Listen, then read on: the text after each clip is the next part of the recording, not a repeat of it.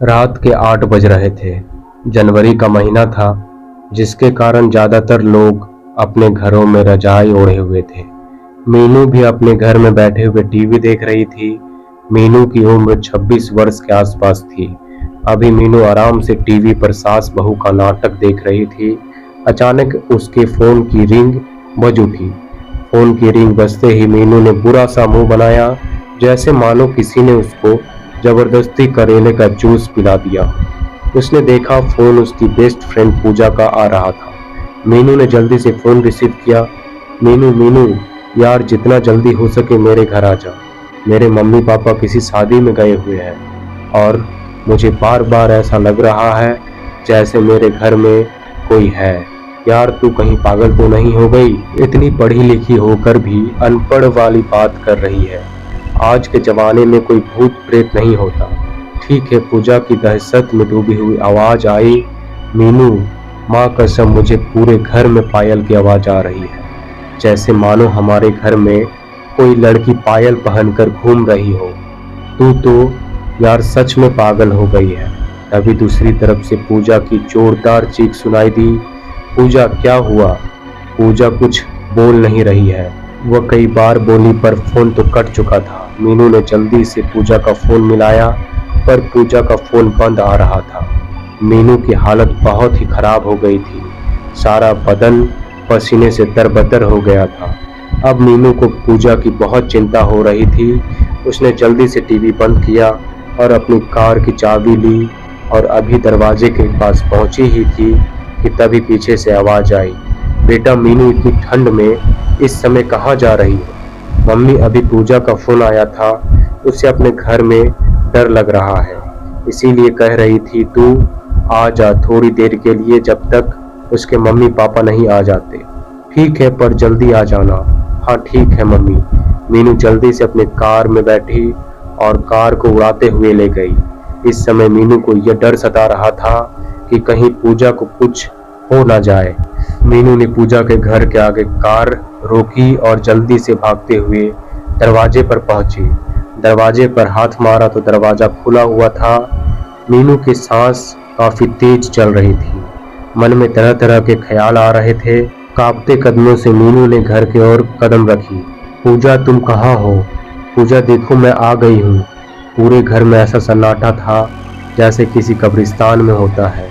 मीनू डरते डरते पूजा के कमरे की तरफ बढ़ी। मीनू ने जैसे ही पूजा के रूम में पैर रखा, तभी एकदम से रूम की लाइट चली गई, पर खिड़की से थोड़ा बहुत प्रकाश रूम के अंदर आ रहा था। शायद वह प्रकाश बाहर के खंभों पर लगी लाइट से आ रही थी। मीनू को ऐसा लगा मानो उसके जिस्म से जान निकल गई हो। मीनू का सारा जिस्म पसीने से नहा गया था। अंदर चेयर पर कोई बैठा हुआ था और इसी चेयर की चढ़ चढ़ की आवाज आ रही थी, जो वातावरण को और भी डरावना बना रही थी। मीनू आहिस्ता आहिस्ता चेयर की तरफ बढ़ रही थी। अभी वो मुश्किल से 5 कदम की दूरी पर ही पहुंची थी। किसी ने मीनू का दायां पैर पकड़ लिया। मीनू ने महसूस किया पकड़ने वाले के हाथ बर्फ की तरह ठंडे हैं। मीनू को पैर पर कुछ चिपचिपा सा महसूस हुआ। मीनू अपने स्थान पर खड़ी की खड़ी रह गई। आंखों में मौत का खौफ उसको साफ दिखाई दे रहा था। उसकी आवाज गले में ही कहीं अटक सी गई थी। मीनू ने हिम्मत करके अपना पैर छुड़वाया। जब पीछे मुड़कर नीचे देखा तो कोई भी नहीं था। अपने पीछे किसी को ना पाकर उसे ऐसा लगा जैसे उसकी सांस में सांस आई। फिर मीनू सीधी हुई तो क्या देखती है, वो चेयर बिल्कुल खाली थी। अभी थोड़ी देर पहले इस पर कोई था, पर अब कोई नहीं। मीनू को बहुत डर लग रहा था। उसने सोचा एक बार पूजा मिल जाए तो मैं इन मनहूस घर से निकल जाऊं। मीनू जल्दी से कमरे से बाहर निकली, ड्राइंग रूम में आ गई। मीनू ने चारों तरफ देखा, पूरा ड्राइंग रूम खाली पड़ा है। यार क्या करूं? अब इसी सोच के साथ मीनू ड्राइंग रूम के बीचों बीच खड़ी होकर आवाज लगाई, पूजा। आवाज पूरे घर में गूंज उठी क्योंकि सारा घर खाली था। तभी मीनू को ड्राइंग रूम में किसी लड़की के गुर्राने की आवाज सुनाई दी। मीनू ने फोन की टॉर्च ड्राइंग रूम की तरफ कर दी। सामने ड्राइंग रूम के बीच एक लड़की खड़ी थी, जो ऊपर से नीचे तक सफेद कपड़े पहने हुए थी। मीनू ने जैसे ही उस लड़की को देखा तो उसकी आंखें फटी की फटी रह गई। एकदम से उस लड़की ने मीनू की तरफ दौड़ लगा दी।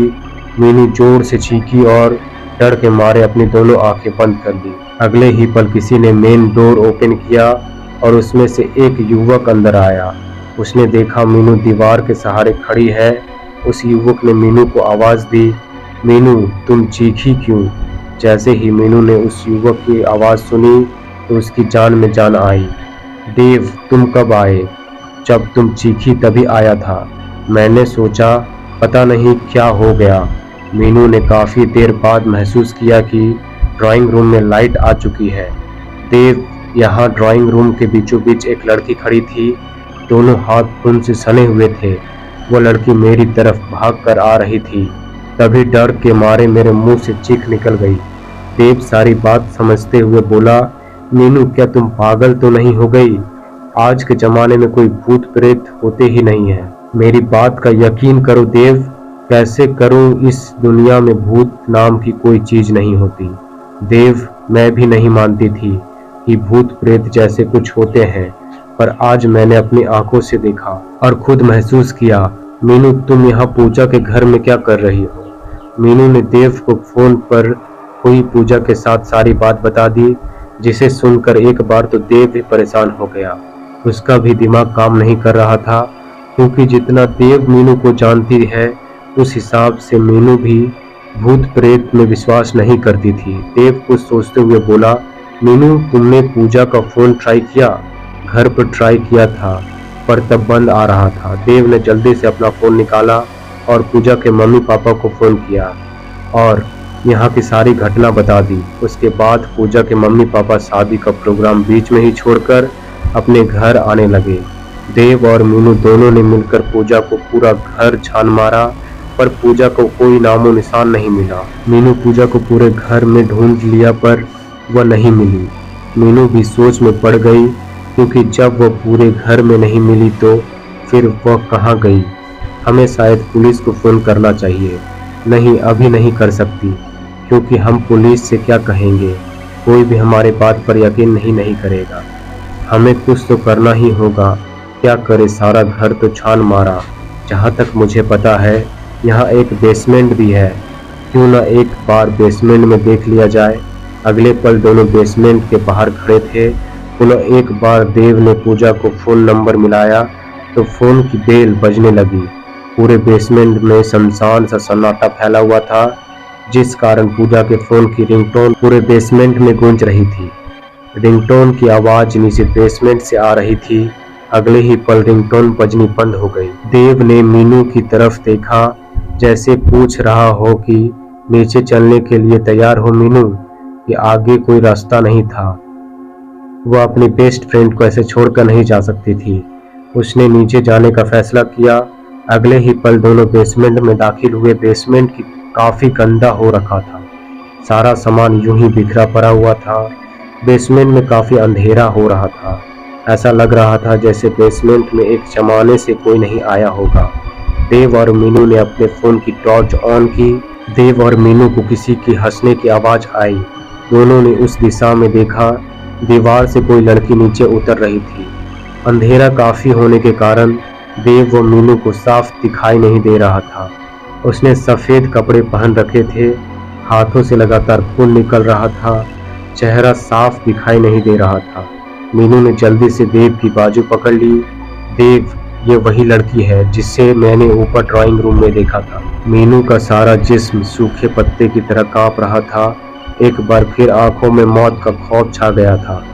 देव की हालत भी खराब हो रही थी, पर वह जानता था अगर इस समय खुद को ना संभाला तो कुछ भी हो सकता है।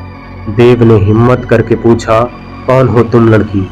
धीरे धीरे देव और मीनू की तरफ बढ़ रही थी, जैसे मानो पैरों में मेहंदी लगी हो। उस लड़की के हाथ से अब भी लगातार खून निकल रहा था। जैसे जैसे लड़की दोनों के करीब आ रही थी, वैसे वैसे दोनों को अपनी सांसें रुकती सी महसूस हो रही थी। देव ने फिर हिम्मत करके पूछा, कौन हो तुम? यह मेरा घर है। तुम सब मेरे घर से निकल जाओ। यह घर मेरी दोस्त पूजा का है। अगर एक मिनट में तुम मेरे घर से नहीं गए अपनी मौत के खुद जिम्मेदार होगी। हम इस घर से कहीं नहीं जाएंगे। लड़की ने इस प्रकार दोनों हाथ उठाए जैसे कुछ कर रही हो। अगले ही पल एक लकड़ी की कुर्सी उड़ते हुए देव और मीनू के सिर पर आ लगी। दोनों नीचे फर्श पर जा गिरे। जैसे ही अपना अपना फोन उठाया, अगले ही पल एक तेजधार चाकू उड़ता हुआ सीधा देव के फोन वाले हाथ में लगा। चाकू देव के हाथ के आर पार हो गया। देव अपना हाथ पकड़कर तड़पने लगा। उसके हाथ से खून निकल रहा था। देव ने तड़पते हुए कहा, मीनू जल्दी से फोन की टॉर्च बंद करो। मीनू ने जल्दी से फोन की टॉर्च बंद की और देव का हाथ पकड़कर सीढ़ियों की तरफ भागी। देव हाथ में चाकू लगने के बावजूद भी लगातार भागे जा रहा था, क्योंकि उसे पता था बेसमेंट में एक पल भी रुकना अपनी मौत को न्योता देने के बराबर है। देव व मीनू को अपने पीछे सामान फेंकने की आवाज आ रही थी। दोनों में से एक ने भी पीछे मुड़कर देखने की कोशिश नहीं की। ऊपर आते ही दोनों को अपनी उड़ती हुई सांसों को काबू करने में 2 मिनट का समय लगा। अगले ही पल पूजा के घर के बाहर एक कार आकर रुकी। उस कार में कोई और नहीं बल्कि पूजा के मम्मी पापा थे। देव व मीनू भागते हुए कार के पास पहुंचे। प्रदीप और सीमा ने जब देखा कि देव के हाथों में एक चाकू आर पार हो रहा है तो उनके होश उड़ गए। देव बेटा, यह क्या हो गया? तुम्हारे हाथ में चाकू लगा है। यह सब किसने किया? अंकल और आंटी, मैं आपको सब बता दूंगा। आप पहले मेरी बात ध्यान से सुने। यह घर आपने कब लिया था?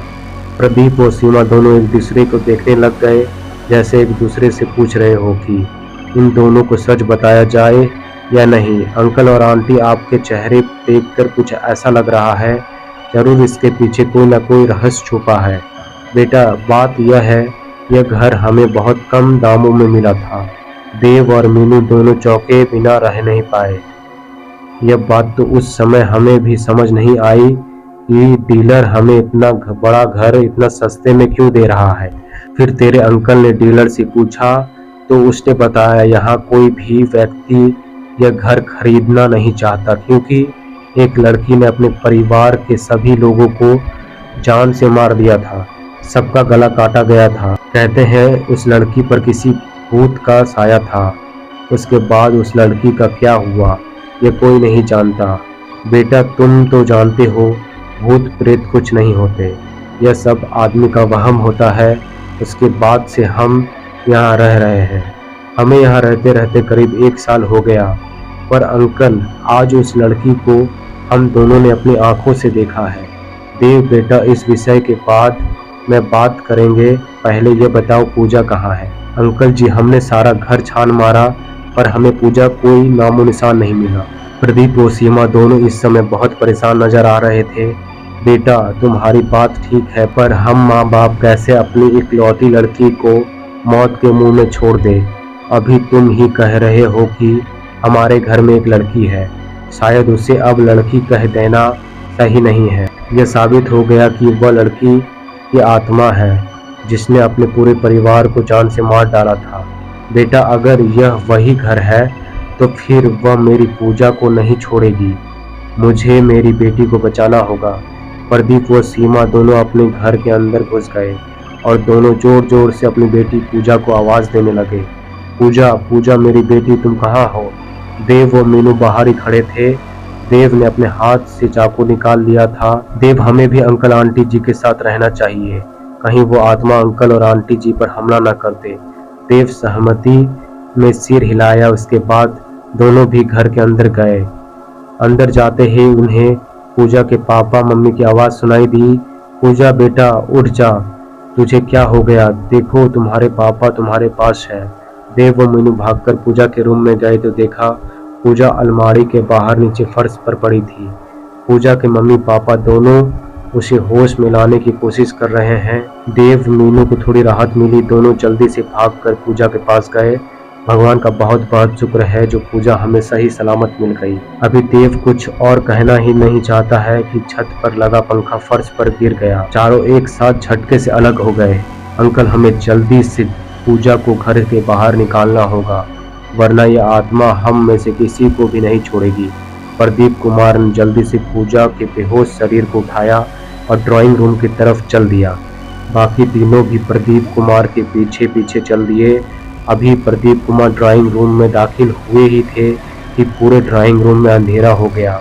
प्रदीप कुमार अपनी जगह पर ही खड़े हो गए। पीछे से आ रहे देव व मीनू ने अपने फोन की टॉर्च ऑन करने की सोची तो अगले ही पल कुछ देर पहले वाला सीन याद आ गया।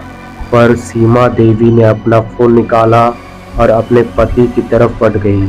देव ने जैसे ही देखा पूजा की मम्मी टॉर्च ऑन करके ड्राइंग रूम की तरफ बढ़ रही है, वह जल्दी से पूजा की मम्मी की तरफ भागा। सीमा और प्रदीप के बीच 10 कदम का फासला रह गया था। तभी तीनों को मीनू की दर्दनाक चीख सुनाई दी। देव जल्दी से मीनू की तरफ भागा। मीनू नीचे फर्श पर घुटनों के बल बैठी हुई थी। देव ने फोन की टॉर्च ऑन की और मीनू को देखा तो उसके मुंह से एक चीख निकल गई, क्योंकि मीनू के ठीक कमर के बीचों बीच एक चाकू घुसा हुआ था। देव को समझने में देर नहीं लगी कि इस बार आत्मा किसी को भी नहीं छोड़ेगी। देव ने मीनू को उठाया और ड्राइंग रूम की तरफ बढ़ गया। पूजा के मम्मी पापा ड्राइंग रूम पार करके गैलरी में अभी पहुंचे ही थे कि सारे गैलरी में आग लग गई। प्रदीप ने पूजा को उठाया और गैलरी पार कर ली। उसके बाद सीमा भी पूजा के पास आ गई। दोनों माँ बेटी दरवाजे के पास थी। तभी प्रदीप कुमार बोले, पूजा की मम्मी तुम यहाँ पूजा का ध्यान रखो, मैं देव की मदद करता हूँ मीनू को लाने में। प्रदीप कुमार जल्दी से मीनू के पास पहुंचे और देव की मदद करने लगे ताकि जल्दी से इन मनहूस घर से निकल सके। तभी तीनों ड्राइंग रूम पार करने वाले थे। सारे ड्राइंग रूम में खून ही खून पड़ा था, जबकि गैलरी में आग चलनी बंद हो गई थी। सारे ड्राइंग रूम में भयानक आवाजें गूंज रही थी, वातावरण को और भी खौफनाक बना रही थी। अगले ही पल तीनों के चेहरे का रंग एकदम सफेद पड़ गया, जैसे किसी जहरीले सांप ने काट लिया हो। देव बेटा थोड़ी जल्दी करो। तीनों जल्दी जल्दी दरवाजे पर पहुंचे। प्रदीप कुमार ने देखा कि सीमा और पूजा दरवाजे पर नहीं थे। प्रदीप ने सोचा शायद दोनों माँ बेटी घर से बाहर निकल गई होगी। फिर तीनों जल्दी से दरवाजे से बाहर निकल गए। तीनों की सांस में सांस आ गई। तीनों को ऐसा लग रहा था जैसे उन्हें दूसरा जीवन मिल गया हो। प्रदीप ने पूरे रोड पर नजर दौड़ाई, दूर दूर तक कोई दिखाई नहीं दे रहा था। प्रदीप जल्दी से घर के अंदर आ गए। ड्राइंग रूम में अंदर सीमा बेहोश सोफे पर पड़ी थी। पूजा दरवाजे के पास बेहोश पड़ी थी। उसने जल्दी से पूजा को घर से बाहर निकाला और दोबारा घर के अंदर घुस गया। ड्राइंग रूम में अंदर जाने के बाद सोफा से सीमा को उठाया और जल्दी से दरवाजे पर पहुंचा। देव और मीनू दरवाजे के बाहर खड़े थे। अंकल जी जल्दी से बाहर आ जाइए। प्रदीप ने जैसे ही दरवाजा खोलना चाहा पर दरवाजा नहीं खोला। प्रदीप दरवाजे को पीटने लगा। मीनू और देव भी बाहर से दरवाजा खोलने की पूरी कोशिश कर रहे थे। देव अभी तक दरवाजा ठीक था, एकदम से अचानक कैसे जाम हो गया जो खुल ही नहीं पा रहा है। तभी गैलरी में एक लड़की की आवाज गूंजी, यह मेरा घर है, जो भी मेरे घर में आएगा वो सीधा ऊपर जाएगा। अगले ही पर सारे घर में आग लग गई। सारा घर होलिका की तरह जलने लगा। 1 महीने बाद पूजा ने अपना पुराना घर, जहां उसके मम्मी पापा की डेथ हुई थी, वह घर हमेशा हमेशा के लिए छोड़ दिया था। पूजा का बहुत बुरा हाल हो गया था। अब पूजा एक फ्लैट में रहती थी। पूजा के पापा का खुद का बिजनेस था, जिसे अब पूजा खुद देख रही थी। यह कहानी आपको कैसी लगी हमें कमेंट करके ज़रूर बताएं। ऐसी और भी कहानियाँ सुनने के लिए हमारे चैनल स्टोरी हंगर को सब्सक्राइब करें। Thank you.